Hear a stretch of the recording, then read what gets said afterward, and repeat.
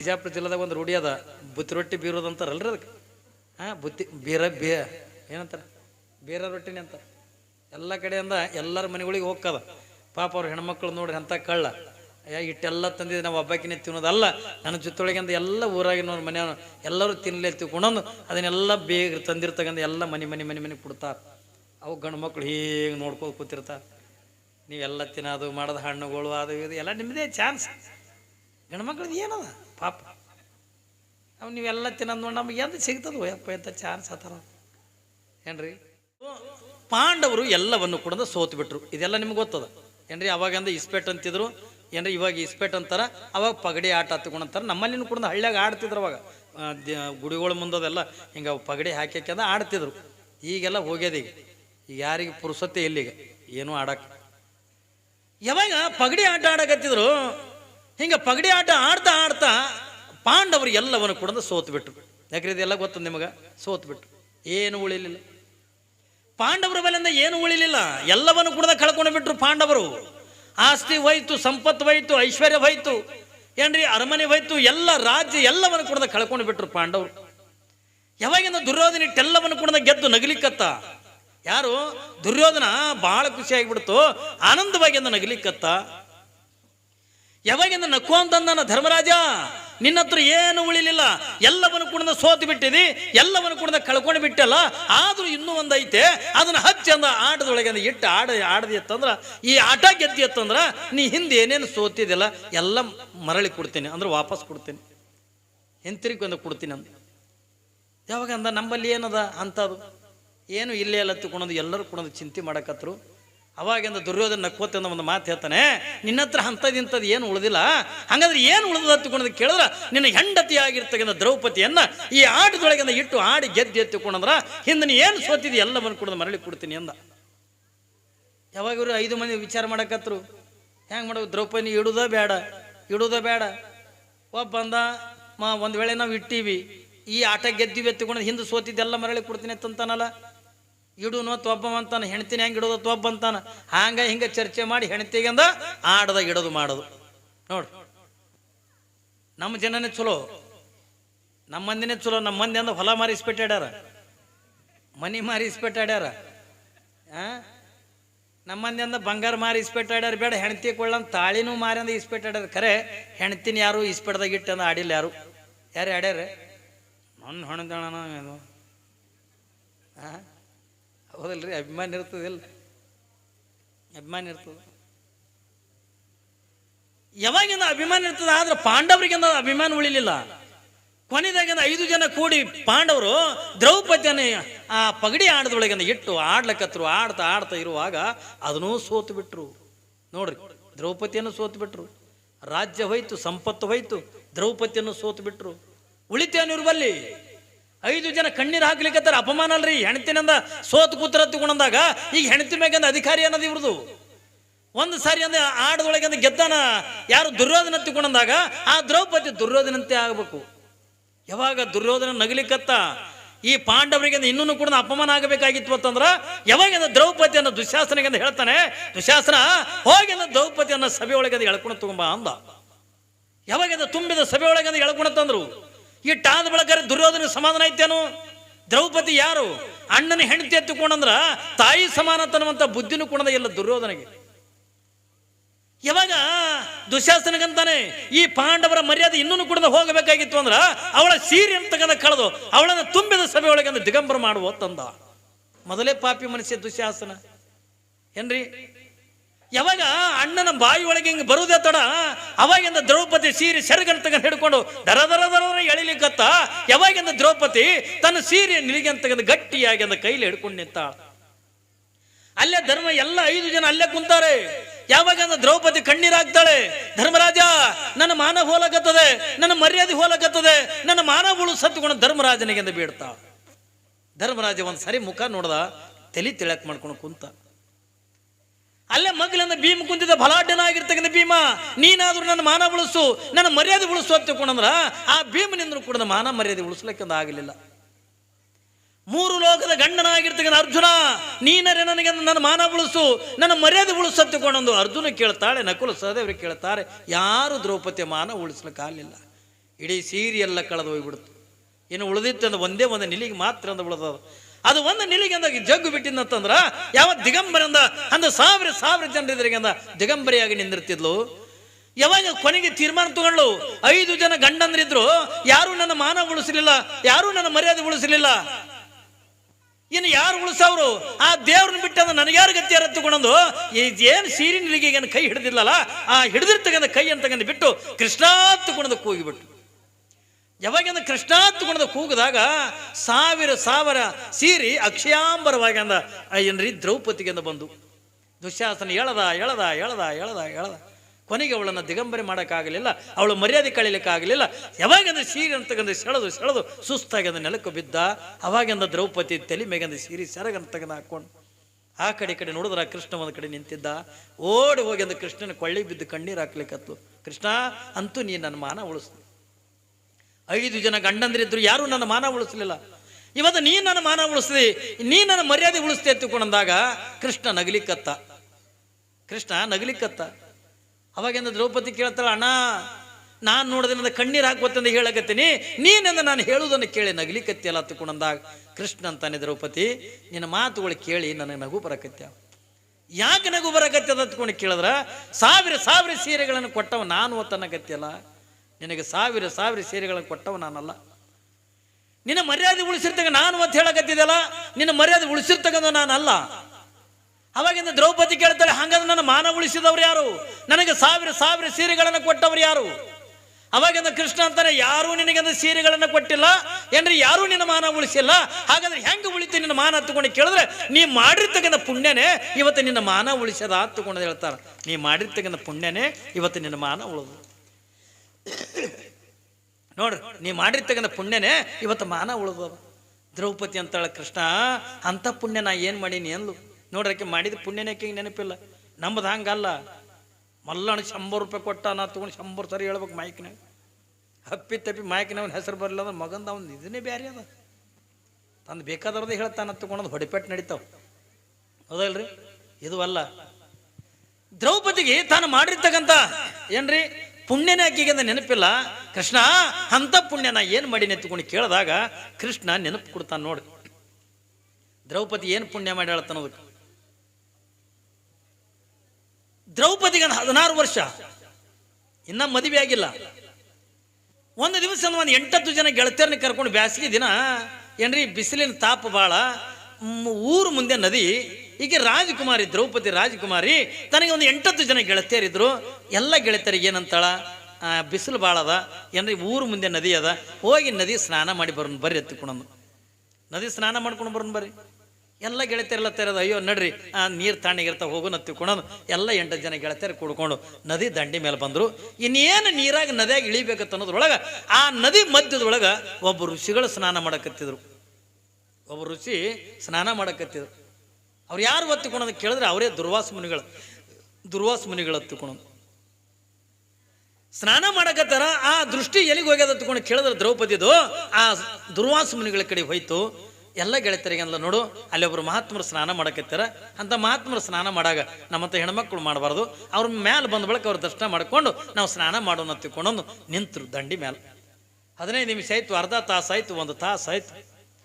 ಅವ್ರು ಋಷಿಗಳ ಮೇಲೆ ಬರ್ಲಕ್ಕೆ ತಯಾರಿಲ್ಲ.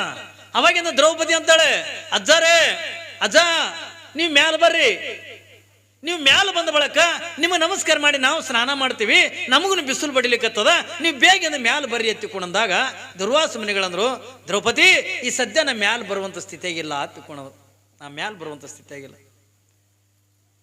ಪಾಪಿಗೆ ದ್ರೌಪದಿ ಅಂದ್ಲು, ಮಾತು ಅವ್ರು ಋಷಿಗಳದಾರ, ಸಾಧುಗಳದಾರ, ಏನೋ ಅವ್ರ ಜಪ ತಪ ನೀರಾಗಿ ನಿಂತು ಏನೋ ಮಾಡ್ತಿರ್ಬೇಕತ್ತಿಕೊಂಡು ಮತ್ತೆ ಹಂಗೆ ನಿಂತು. ಯಾವಾಗಿಂದ ಹಂಗೆ ನಿಂತಳು, ಮತ್ತೊಂದು ತಾಸಾಯ್ತು, ದುರ್ವಾಸ ಮುನಿಗಳು ಮ್ಯಾಲೆ ಬರಲಿಲ್ಲ. ಏನ್ರಿ, ದುರ್ವಾಸ ಮುನಿಗಳು ಮೇಲೆ ಬರಲಿಲ್ಲ. ಮತ್ತೆ 2 ತಾಸು ಬೆಳಕಂತಾಳ, ಅಜ್ಜ ಈಗರೆ ಬರ್ರಿ, ನಾವು ನಿಂತಂದ 2 ತಾಸಾಯ್ತು, ನಮಗೂ ಕೂಡ ಬಿಸಿಲು ಬಡಿಲಿಕ್ಕತ್ತದೆ, ನಾವು ಸ್ನಾನ ಮಾಡಬೇಕು, ನೀವು ಮ್ಯಾಲ ಬರ್ರಿ ಎತ್ತಿಕೊಂಡಂದಾಗ ಅವಾಗಿಂದ ದುರ್ವಾಸ ಮುನಿಗಳಂತ, ದ್ರೌಪದಿ ನಾ ಮ್ಯಾಲ ಬರುವಂಥ ಸ್ಥಿತಿ ಒಳಗಿಲ್ಲ ಅಂತ. ಯಾವಾಗ ಕೇಳಿದ್ರು ಕೂಡ ಹಿಂಗೆ ಅನ್ನಕತ್ತಾರಲ್ಲ ತಂದಾಗ ಅಲ್ಲಿ ಬಹುಶಃ ಏನೋ ಆಗಿರ್ಬೇಕು ಅಂದ್ಲು ದ್ರೌಪದಿನೂ ಮಹಾಜ್ಞಾನಿ, ಮಹಾನ್ ಪತಿರುತ್ತಾಕಿ. ಯಾವಾಗಿಂದ ದ್ರೌಪದಿ ವಿಚಾರ ಮಾಡ್ತಾಳೆ, ಅಲ್ಲಿ ಏನೋ ಆಗಿರ್ಬೇಕು, ಅದಕ್ಕೆ ಅಂದ ಇವ್ರ ಮ್ಯಾಲ ಬರ್ಲಾಗ್ಯಾರ ತಕೊಂಡಂದು ಈಕೆ ಏನು ತಿಳ್ಕೊಂಡಳಲ್ಲ, ಈಕೆ ತಿಳ್ಕೊಂಡಿದ್ದು ಸತ್ಯನೇ, ಅಲ್ಲಿ ಆಗಿದ್ದು ಸತ್ಯನೇ. ಪಾಪ ಅವರು ದುರ್ವಾಸ ಮುನಿಗಳು ಹಿಂಗೆ ಸ್ನಾನ ಮಾಡುವಾಗ ಅವ್ರು ಹಾಕೊಂಡಿರ್ತಕ್ಕಂಥ ಲಂಗೋಟಿ ನೀರಾಗಿಂದ ಹರ್ಕೊಂಡು ಹೋಗಿತ್ತು. ಹೆಣ್ಮಕ್ಳು ನಿಂತಾರ ಮ್ಯಾಲ, ನಾನು ದಿಗಂಬರಿಯಾಗಿಂದ ಮ್ಯಾಲ ಹೆಂಗೆ ಬರಲಿ ಎತ್ತಿಕೊಂಡಂದು ಏನ್ರಿ ನೀರಾಗ ಋಷಿಗಳು ನಿಂತಾರ. ಅವ್ರ ಮ್ಯಾಲ ಬಂದ ಬಳಿಕ ಅವ್ರಿಗೆ ನಮಸ್ಕಾರ ಮಾಡಿ ಮತ್ತೆ ನಾನು ನಮಸ್ಕಾರ ಮಾಡಿದ್ರೆ ಇತ್ತು, ನಾ ಸ್ನಾನ ಮಾಡಿದ್ರೆ ಇವ್ರು ನಿಂತ. ಯಾವಾಗಿಂದ ಇದನ್ನ ತಿಳ್ಕೊಂಡಿರ್ತಕ್ಕಂಥ ದ್ರೌಪದಿ ಏನು ಮಾಡಿದ್ಲು, ಒಳ್ಳೆ ಕಿಮ್ಮತ್ತಿನ ಸೀರೆ ಉಟ್ಕೊಂಡು ಹೋಗಿದ್ದು. ಒಳ್ಳೆ ಕಿಮ್ಮತ್ತಿನ ಸೀರೆ, ಅವಾಗೆಲ್ಲ ರೇಷ್ಮೆ ಸೀರೆನೇ ಉಡ್ತಿದ್ರು. ಈಗೆಲ್ಲ ಇವು ಪ್ಲಾಸ್ಟಿಕ್ ಸೀರೆ ಬಂದಾವ ಏನ್ರಿ, ಅವಾಗೆಲ್ಲ ರೇಷ್ಮೆ ಸೀರೆನೆ. ಪಾಪ ಕಿಮ್ಮತ್ತಿನ ಸೀರೆ ಉಟ್ಕೊಂಡಿರ್ತಕ್ಕಂಥ ದ್ರೌಪದಿ ಏನು ಮಾಡ್ತಾಳೆ, ಮ್ಯಾಲ ಹೋಗಿ ತನ್ನ ಸೀರೆ ಸೆರಗಂತಕ್ಕಂಥ ಹರಿದು ಮ್ಯಾಲ ಒಂದು ತೇಲಿ ಬಿಡ್ತಾಳ. ಅದು ತೇಲ್ತಾ ಬಂದು ದುರ್ವಾಸ ಮುನಿಗಳ ಕೈಯಾಗಿ ಸಿಕ್ತು. ಅದನ್ನೇ ಲಂಗೂಟಿ ಮಾಡಿ ಅಂದ ಹಾಕೊಂಡು ಯಾವಾಗಿಂದ ಮ್ಯಾಲ ಬಂದರು. ಎಲ್ಲ ಆಕಿನ ಗೆಳತಿಯರೆಲ್ಲ ನಮಸ್ಕಾರ ಮಾಡಿದ್ರು. ಕೊನೆದಾಗಿಂದ ದ್ರೌಪದಿ ದುರ್ವಾಸ ಮುನಿಗಳಿಗೆ ನಮಸ್ಕಾರ ಮಾಡುವಾಗ ದುರ್ವಾಸ ಮುನಿಗಳ ಕಣ್ಣಾಗ ನೀರು ಬಂತು. ದ್ರೌಪದಿ, ಇವತ್ತು ನನ್ನ ಮಾನ ಹೋಗುವಂಥ ಪ್ರಸಂಗದೊಳಗ, ನನ್ನ ಮರ್ಯಾದೆ ಹೋಗುವಂಥ ಪ್ರಸಂಗದೊಳಗ ನಿನ್ನ ಒಂದು ಗೇಣ ಸೀರೆ ಸೆರಗಂತ ಹರಿದು ಕೊಟ್ಟು ಇವತ್ತು ನನ್ನ ಮಾನ ಉಳಿಸಿದೆಯಲ್ಲ ದ್ರೌಪದಿ, ನಿನ್ನ ಮಾನ ಹೋಗುವಂಥ ಪ್ರಸಂಗದೊಳಗ ಈ ಗೇಣ ಸೀರೆ ಸೆರಗ ಸಾವಿರ ಸೀರೆಗಳಾಗಿ ನಿನ್ನ ಮಾನ ಉಳಿಸ್ಲೆತ್ತಿಕೊಂಡು ಅವತ್ತು ಆಶೀರ್ವಾದ ಮಾಡಿದರು. ನೋಡಿ ಏನ್ರಿ, ಒಂದು ಗೇಣ ಸೀರೆ ಸೆರಗ ನಿನಗೆ ಸಾವಿರ ಸೀರೆಗಳಾಗಿ ನಿನಗೆಂದ ಮಾನ ಉಳಿಸ್ಲೆತ್ತಿಕೊಂಡು ಆಶೀರ್ವಾದ ಮಾಡಿದ್ದು. ಅವತ್ತು ಮಾಡಿರ್ತಕ್ಕಂಥ ಒಂದು ಗೇಣ ಸೀರೆ ಸೆರಗದ ದಾನದ ಪುಣ್ಯ ಇವತ್ತು ಅವಳಿಗೆ ಸಾವಿರ ಸೀರೆಗಳಾಗಿ ಅವಳ ಮರ್ಯಾದೆ ಉಳಿಸ್ತು, ಮಾನ ಉಳಿಸ್ತು. ದಾನ ಧರ್ಮ ಮಾಡಲಿಲ್ಲ ನಿನ್ನ ಕೈಗಳು ತೀರ್ಥಕ್ಷೇತ್ರ ಕಾಣ. ದಾನ ಮಾಡಿದ್ರೆ ಪುಣ್ಯ ಬರ್ತದತ್ತಲ್ಲ, ಪುಣ್ಯ ಏಟು ಮಾಡ್ಯಾಳ ನೋಡ್ರಿ ದ್ರೌಪದಿ. ಒಂದು ಗೇಣ ಸೀರೆ ಸೆರಗ ದಾನ ಮಾಡಿದಕ್ಕ ಆಕೆಗೆ ಸಾವಿರ ಸೀರೆಗಳಾಗಿ ಅವಳ ಮಾನ ಉಳಿಸ್ತು ಅನ್ನೋದನ್ನು ನಾವು ಯಾವತ್ತೂ ಕೂಡ ಮರಿಬಾರ್ದು. ಅದಕ್ಕಾಗಿ ನಿಜಗುಣ ಶಿವಗಳು ಹೇಳ್ತಾರೆ, ದುರಿತ ಕರ್ಮವನ್ನು ಅಲ್ಲದಿರು, ಪುಣ್ಯವನ್ನೇ ಮಾಡು, ಶಾಂತರೊಡನಾಡು, ಒಳ್ಳೆಯವ್ರ ಸಂಘ ಮಾಡು. ಏನ್ರಿ, ಕೆಟ್ಟವ್ರ ಸಂಘ ಮಾಡಕ್ಕೆ ಹೋಗ್ಬೇಡ. ಅದಕ್ಕಾಗಿ ಬಸವಣ್ಣವ್ರು ಹೇಳಿದ್ರು, ಸಾರ ಸಜ್ಜನರ ಸಂಘ ಲೇಸು ಕಂಡಯ್ಯ, ದೂರ ದುರ್ಜನರ ಸಂಘ ಅದು ಭಂಗವಯ್ಯ. ಸಂಘದೊಳಗಿಂದ ಎರಡುಂಟು, ಒಂದು ಬಿಟ್ಟು ಒಂದು ಹಿಡಿ, ಮಂಗಲ ಮೂರ್ತಿ ನಮ್ಮ ಕೂಡಲ ಸಂಗಮದ ಇವತ್ತಂದಂಗ ನಾವು ಮಾಡಬೇಕಾಗಿದ್ದು ಯಾರು ಸಂಘ ತಗೊಂಡು ಕೇಳಿದ್ರೆ ಒಳ್ಳೆಯವ್ರ ಸಂಘ ಮಾಡಿದ ಇವತ್ತಂದ್ರೆ ನಾವು ಒಳ್ಳೆಯವ್ರು ಹಾಕಿವಿ, ಸಜ್ಜನರ ಸಂಘ ಮಾಡಿದ್ರೆ ನಾವು ಕೂಡ ಸಜ್ಜನರು ಹಾಕಿವಿ, ಕೆಟ್ಟವ್ರ ಸಂಘ ಮಾಡಿದ ಇವತ್ತಂದ್ರೆ ನಾವು ಕೂಡ ಕೆಟ್ಟವ್ರು ಹಾಕಿವಿಪ್ಪ. ಅದಕ್ಕೆ ಸಂಘ ಮಾಡ್ಬೇಕು. ಯಾರ್ದತ್ತಂದ್ರೆ ಸಜ್ಜನರ ಸಂಘ ಮಾಡತ್ತುಕೊಂಡು ನಿಜಗುಣ ಶಿವಗಳು ಹೇಳ್ತಾರೆ, ಮುಂದೆ ಸದಾಕಾಲ ನಿನ್ನ ಬಾಯಾಗ ಭಗವಂತನ ಧ್ಯಾನ ಇರಲಿ ಎತ್ತುಕೊಂಡು ಹೇಳ್ತಾರಟೆ. ಈ 5 ಮಾತ ಯಾರು ತಮ್ಮ ಜೀವನದೊಳಗೆ ಅಳವಡಿಸ್ಕೋತಾರೋ ಅವರೇ ಶರಣರಾಗ್ಯಾರ, ಅವರೇ ಸಂತರಾಗ್ಯಾರ, ಅವರೇ ಮಹಾತ್ಮರಾಗ್ಯಾರ. ಅದಕ್ಕಾಗಿನೇ ಅಂತ ಪುಣ್ಯ ದಂಪತಿಗಳ ಗರ್ಭ ಅಂತಕ್ಕಂಥ ಏನು ಹುಡುಕ್ತಾಳ ತಗೊಂಡು ಹೇಳಿದ್ನಲ್ಲ, ಅಂತ ದಾನ ಧರ್ಮ ಪರೋಪಕಾರ ಮಾಡ್ತಕ್ಕಂಥ ಪುಣ್ಯ ದಂಪತಿಗಳು ಯಾರು ಒತ್ತುಕೊಂಡದ ಕೇಳಿದ್ರೆ ಉಮರಾಣಿ ಅಂತಕ್ಕಂಥ ಚಿಕ್ಕದಾಗಿರ್ತಕ್ಕಂಥ ಗ್ರಾಮ. ಆ ಗ್ರಾಮದೊಳಗಿಂದ ಪಂಚಾಳರ ಮನೆತನದೊಳಗಿರ್ತಕ್ಕಂಥ ಅನಂತರಾಯ ಮತ್ತು ಶಿರಸಮ್ಮರ ಯಾವಾಗಿಂದ ದಾಂಪತ್ಯ ಜೀವನ ಅಂತ ನೋಡಿ ನಿನ್ನಿನ ದಿವಸದ ತಾಯಿ ಪಾರ್ವತಿ ಆ ತಾಯಿ ಶಿರಸಮ್ಮಳ ಗರ್ಭದೊಳಗ ಏನ್ರಿ, ಆ ಗರ್ಭದೊಳಂತಕ್ಕಂಥ ಪ್ರವೇಶ ಮಾಡ್ಯಾಳೆ. ತಿಂಗಳಾಗ್ಯದ, 2 ತಿಂಗಳಾಗ್ಯದ ಏನ್ರಿ. ಶಿರಸಮ್ಮಳನ್ನ ಗರ್ಭಿಣಿ ಆಗ್ಯಾಳ ತಗೊಂಡನವಂತ ವಿಚಾರ ಅನಂತರಾಯಗಿಂದ ಗೊತ್ತಾಯ್ತು. ಇಡೀ ಆ ಗ್ರಾಮದೊಳಗಿಂದ ಗೊತ್ತಾಯ್ತು. ಎಲ್ಲ ಜನ ಖುಷಿ ಪಡ್ತಾರ. ಅಯ್ಯೋ ಚಲೋ ಆಯ್ತು ನೋಡಿ, ಅವ ಶಿರಸಮ್ಮಗ ಭಾಳ ದಿವಸಕ್ಕಿಂದ ಮಕ್ಕಳದು, ಭಾಳ ದಿವಸಕ್ಕಿಂದ ಗರ್ಭವತಿ ಆದ್ಲತ್ತಿಕೊಂಡನು. ಎಲ್ಲ ಜನ ಖುಷಿ ಪಡ್ತಾರ, ಎಲ್ಲ ಜನ ಆನಂದ ಪಡ್ತಾರೆ. ಯಾಕ ಮೊದಲು ಏನಂದಿದ್ರು, ಈಕಿಗೇನ ಮಕ್ಕಳಕ್ಕವ ತಗೊಂಡು ಎಲ್ಲ ಟೀಕಾ ಟಿಪ್ಪಣಿ ಮಾಡಿರ್ತಕ್ಕಂಥ ಜನ. ಆದ್ರೆ ಯಾವಾಗಿಂದ ಇವಳಿಗೆ ಗರ್ಭ ನಿಂತೋ ಅವಾಗ ಎಲ್ಲ ಜನ ವರ್ಣನ ಮಾಡ್ತಾರೆ, ಅಯ್ಯೋ ಶಿರಸಮ್ಮಗೆ ಚಲೋ ಆಯ್ತವ, ಆಕಿಗೂ ಗರ್ಭ ನಿಂತು ಚಲೋ ಅದಲ್ವ, ಒಂದು ಗಂಡಸು ಮಗ ಹುಟ್ಟಿ ಬರಲಿ ಅನ್ನೋರು, ಯಾರು ಹೆಣ್ಣು ಮಗ ಹುಟ್ಟಿ ಬರಲಿ ಅನ್ನೋರು, ಯಾರು ತಮ್ಮ ಮನಸ್ಸಿಗೆ ಏನು ತಿಳಿತಾರ ಹಂಗೆಲ್ಲ ಶಿರಸಮ್ಮಳಿಗೆ ಆಶೀರ್ವಾದ ಮಾಡ್ತಾ ಹೆಂಗ ನಿಮಗೆಲ್ಲ ಬಯಕೆಗಳನ್ನು ಹೆಣ್ಮಕ್ಳಿಗೆ ಕಾಡ್ತಾವಲ್ಲ ಏನ್ರಿ. ನೀವು ಏನು ಬಯಕೆ ಅಂತೀರಿ, ಬಾಂಕಿ ಅಂತೀರಿ. ಬಾಂಕಿ ಕಾಡದ ತಗೊಂಡಂತಾರೆ ಈ ಕಡೆ ಬಿಜಾಪುರ ಜಿಲ್ಲಾ, ಹೌದಲ್ರಿ. ಬಯಕೆ ತಗೊಂಡ್ರೆ ಅದನ್ನು ತಿನ್ಬೇಕು, ಇದನ್ನು ತಿನ್ಬೇಕು, ಅದು ಉಣ್ಬೇಕು, ಇದು ಉಣ್ಬೇಕು.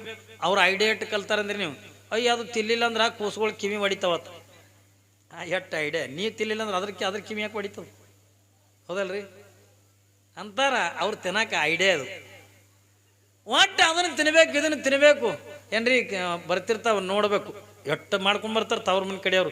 ಕರ್ಚಿಕಾಯಿ, ಉಂಡಿ, ರೊಟ್ಟಿ, ಉಳಿಬಾನ, ಅಗಸಿ ಹಿಂಡಿ, ಶೇಂಗಾದ ಹಿಂಡಿ, ಕುಸುಬಿ ಹಿಂಡಿ ಏನ್ರಿ ಎಲ್ಲ ಥರದ್ದು ಮಾಡ್ಕೊಂಬಾರ. ನಮ್ಮ ಬಿಜಾಪುರ ಜಿಲ್ಲೆದಾಗ ಒಂದು ರೂಢಿ ಅದ, ಬುತ್ತಿ ರೊಟ್ಟಿ ಬೀರೋದು ಅಂತಾರಲ್ರಿ ಅದಕ್ಕೆ. ಬುತ್ತಿ ಏನಂತಾರೆ, ಬೀರ ರೊಟ್ಟಿನಿ ಅಂತ. ಎಲ್ಲ ಕಡೆಯಿಂದ ಎಲ್ಲರ ಮನೆಗಳಿಗೆ ಹೋಗ್ತದ. ಪಾಪ ಅವ್ರ ಹೆಣ್ಮಕ್ಳು ನೋಡ್ರಿ ಅಂಥ ಕಳ್ಳ ಇಟ್ಟೆಲ್ಲ ತಂದಿದ್ದು ನಾವು ಹಬ್ಬಕ್ಕಿನೇ ತಿನ್ನೋದಲ್ಲ, ನನ್ನ ಜೊತೆಯೊಳಗಿಂದ ಎಲ್ಲ ಊರಾಗಿನವ್ರ ಮನೆಯವ್ರು ಎಲ್ಲರೂ ತಿನ್ನಲೇ ತಿಳ್ಕೊಂಡು ಅದನ್ನೆಲ್ಲ ಬೇಗ ತಂದಿರ್ತಕ್ಕಂಥ ಎಲ್ಲ ಮನೆ ಕೊಡ್ತಾರೆ. ಅವು ಗಂಡು ಮಕ್ಳು ಹೀಗೆ ನೋಡ್ಕೊಂಡು ಕೂತಿರ್ತಾರೆ. ನೀವೆಲ್ಲ ತಿನ್ನೋದು ಮಾಡೋದು ಹಣ್ಣುಗಳು ಅದು ಇದು ಎಲ್ಲ ನಿಮ್ಮದೇ ಚಾನ್ಸ್. ಗಂಡು ಮಕ್ಳದ್ದು ಏನದ ಪಾಪ ಅವು ನೀವೆಲ್ಲ ತಿನ್ನೋದು ನೋಡಿ ನಮಗೆ ಎಂತ ಸಿಗ್ತದೆ ಯಪ್ಪ ಎಂತ ಚಾನ್ಸ್ ಆ ಥರ ಏನ್ರಿ ಪಾಪ ಎಲ್ಲಾನು ಕೂಡ ನಿಮಗೆ ಎಲ್ಲ ತಿನ್ನೋದು ಉಣೋದು ಏನೆಲ್ಲ ನೀವು ಹೆಂಗೆಂದ ಬಯಕೆಗಳ ಕಾಡ್ತಾವಲ್ಲ, ಆದ್ರೆ ಇಲ್ಲಿ ಸಿರ್ಸಮ್ಮಗೆ ಕಾಡ್ತಕ್ಕಂಥ ಬಯಕೆಗಳೇ ಬೇರೆ. ಇಂದ ನಿಮಗೆಂದ ಅಂತ ಇಂಥ ತಿನ್ಬೇಕ ತಗೊಂಡು ಅಂತೀರಿ. ನೀವೆಲ್ಲ ಎರಿ ಮಣ್ಣದು ತಿಂತೀರಿ ಹೌದಲ್ರಿ? ಮಣ್ಣು ತಿಂತಾರ, ಯಾರು ಒಲೆನ ಇದ್ಲಿ ತಿಂತಾರ ಏನ್ರಿ? ಆದ್ರ ಇಂಥ ಬಯಕೆಗಳಿಂದ ಯಾರಿಗೆ ಸಿರ್ಸಮ್ಮಳಿಗೆಂದ ಕಾಡ್ಲಿಲ್ಲ, ಅವಳಿಗೆ ಏನು ಬಯಕೆಗಳ ತಗೊಂಡು ಕೇಳಿದ್ರೆ ಏನ್ರಿ? ಯಾಕಂದ್ರೆ ಅಲ್ಲಿ ಗರ್ಭದೊಳಗಿಂದ ಬೆಳೀತಕ್ಕಂಥವಳು ಯಾರು? ಸಾಕ್ಷಾತ್ ಪರಮಾತ್ಮನ ಅರ್ಧಾಂಗಿನಿ ಆಗಿರ್ತಕ್ಕಂಥ ಪಾರ್ವತಿನೇ ಅವಳ ಗರ್ಭದೊಳಗಿಂದ ಬೆಳಿಲಿಕ್ಕೆ ತಂದಾಗ ಏನ್ರಿ? ಮತ್ತೆ ಬಯಕೆಗಳನ್ನು ಎಂಥವು ಕಾಡಬೇಕು? ಹಣಿ ತುಂಬ ವಿಭೂತಿ ಹಚ್ಕೋಬೇಕು ಏನ್ರಿ? ದಿನನಿತ್ಯ ಅನ್ಕೊಂಡು 10 ನಿಮಿಷದ ಲಿಂಗ ಪೂಜೆ ಮಾಡ್ಕೊಂಡ್ರ ನಾ ದಿನನಿತ್ಯ ಅನ್ಕೊಂಡು 1 ತಾಸು ಗಟ್ಟಲೆ ಲಿಂಗ ಪೂಜೆ ಮಾಡ್ಕೋಬೇಕು ಅನ್ನಂತ ಬಯಕೆ. ಕೊರಳು ತುಂಬ ರುದ್ರಾಕ್ಷಿ ಮಾಲೆಗಳನ್ನು ಹಾಕೋಬೇಕು. ಎಲ್ಲಿ ಪ್ರವಚನ ಶಾಸ್ತ್ರ ಪುರಾಣಗಳು ನಡೆದಿರ್ತಾವೋ ಅಲ್ಲೆಲ್ಲ ಹೋಗಿ ಕುತ್ಕೊಂಡ ಕೇಳಬೇಕು, ಮಹಾತ್ಮರ ದರ್ಶನ ಮಾಡ್ಕೋಬೇಕು. ಅಂತ ಎಲ್ಲ ಬಯಕೆಗಳಿಂದ ಯಾವ ಸಿರ್ಸಮ್ಮಳಿಗೆ ಇಂಥ ಎಲ್ಲ ಏನ್ರಿ ಪುರಾಣ ಪ್ರವಚನ ಶಾಸ್ತ್ರ ಕೀರ್ತನೆಗಳನ್ನು ಕೇಳಬೇಕು, ಮಹಾತ್ಮರ ದರ್ಶನವನ್ನು ಮಾಡ್ಕೋಬೇಕು, ಯಾವ ಗುಡಿ ಗುಂಡಾರಗಳಿಗೆ ಹೋಗಬೇಕು, ದೇವರುಗಳ ದರ್ಶನ ಮಾಡ್ಕೋಬೇಕು. ಹಿಂಗೆಲ್ಲ ಬಯಕೆಗಳಿಂದ ಯಾರಿಗೆ ಕಾಡ್ಲಿಕ್ಕತ್ತೇವ ತಗೊಂಡು ಕೇಳಿದ್ರೆ ಸಿರ್ಸಮ್ಮಳಿಗೆಂದ ಕಾಡ್ಲಿಕ್ಕತ್ತೇವ. ಯಾವಾಗಿಂದ 7 ತಿಂಗಳಾಯ್ತು, 8 ತಿಂಗಳಾಯ್ತು, ಯಾವಾಗಿಂದ 9 ತಿಂಗಳಾಯ್ತು. 9 ದಿನಗಳು ಕುಣದ ತುಂಬುದು. ಗುರುವಾರ ದಿವಸ ಬೆಳಗಿನ ಜಾವ ಬ್ರಾಹ್ಮಿ ಮುಹೂರ್ತ ಹತ್ತುಕೊಂಡದ ಕರೀತಾರೆ. ಅವಳು ನಿಜವಾಗಿರ್ತಕ್ಕಂಥ ಹುಟ್ಟಿದ್ದೇ ಗುರುವಾರ. ಇವತ್ತು ನೋಡ್ರಿ ಎಂಥ ಪುಣ್ಯ ಹತ್ತುಕೊಂಡದ ಕೇಳಿದ್ರ ಅದೇ ಗುರುವಾರ ದಿವಸ ಅವಳು ತೊಟ್ಟಲ ಕಾರ್ಯಕ್ರಮ ಅಂತಕ್ಕಂಥ ನಾವು ಕೂಡ ಇಲ್ಲಿ ಇಟ್ಟಿವಿ. ಯಾವಾಗಿಂದ ಗುರುವಾರ ದಿವಸ ಬೆಳಗಿನ ಜಾವ ಬ್ರಾಹ್ಮಿ ಮುಹೂರ್ತ 5 ಗಂಟೆ ಸಮಯ. ಅದೇ ತಾನೇ ಎಲ್ಲ ಕಡೆದ ಮಹಾತ್ಮರೆಲ್ಲ ಎದ್ದು ಸ್ನಾನ ಮಾಡಿಕೊಂಡು ತಪಸ್ಸ ಧ್ಯಾನ ಜಪತಪಗಳನ್ನು ಮಾಡತಕ್ಕಂಥ ಸಮಯ ಅದು. ಅಂಥ ಸಮಯದೊಳಗ ಯಾವಾಗಿಂದ ಸಿರಸಮ್ಮ ಏನ್ರಿ ಆನಂದದೊಳಗೆ ನಿದ್ದೆ ಮಾಡ್ತಿದ್ಲಲ್ಲ, ತಾನು ಬೆಳಗಿನ ಜಾವ 5 ಗಂಟೆಗೆ ಏಳುವಂಗೆಂದ ಎದ್ದಾಳೆ.